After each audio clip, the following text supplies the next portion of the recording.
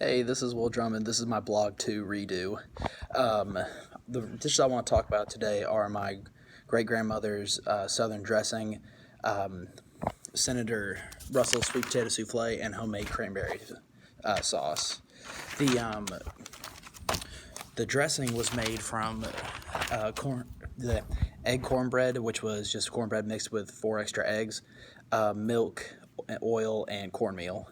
Um, with that, you had to mix celery and onions, and that had been boiled in water. And then you have to save the celery and onion water, and then in that mush some 4 pieces of toast, which you then could put into that, then bake it. Um, it's really interesting because my great grandmother would only use really fresh ingredients, but she would use fresh ingredients that she had grown up with on the farm she grew up on, and lived with most of her life, which would be sweet potatoes, pecans, corn. All of that had to be very, very fresh. The Senator Russell sweet potato souffle is pretty interesting because he actually was the sponsor of the National Food School Lunch Act, which provided children in impoverished areas with discounted school lunches. So I thought that was pretty interesting that the recipe we used was named after him and what he did in the food community.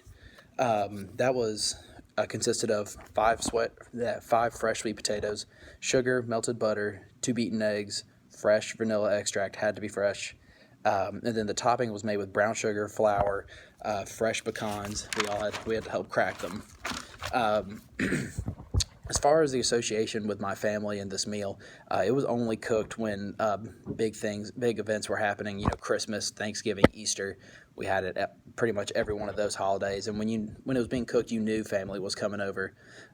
So that was always really fun. And we got to eat the leftovers for 4 or 5 days, or however long it lasted, which just made that meal a lot better. As far as it being changed over time, the only thing that I could really tell was more canned food. As just we don't live on a farm, so we will use canned sweet potatoes and um, store bought cornmeal.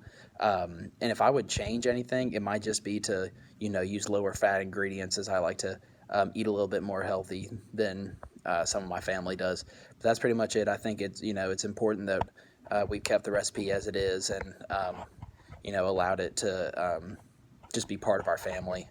Um, as far as my citations go, there's a really great article over whether it's dressing or stuffing. As In the article, you saw that all dressing searches were concentrated highly in the South, and all stuffing recipes were concentrated highly in the North. I just thought this was pretty interesting, as it's a regional term. My mother from Clayton, Georgia, and my great grandmother, who's since passed, but those are my citations, and this is my blog to redo. Hope it's of a size that can be uploaded to Blogger.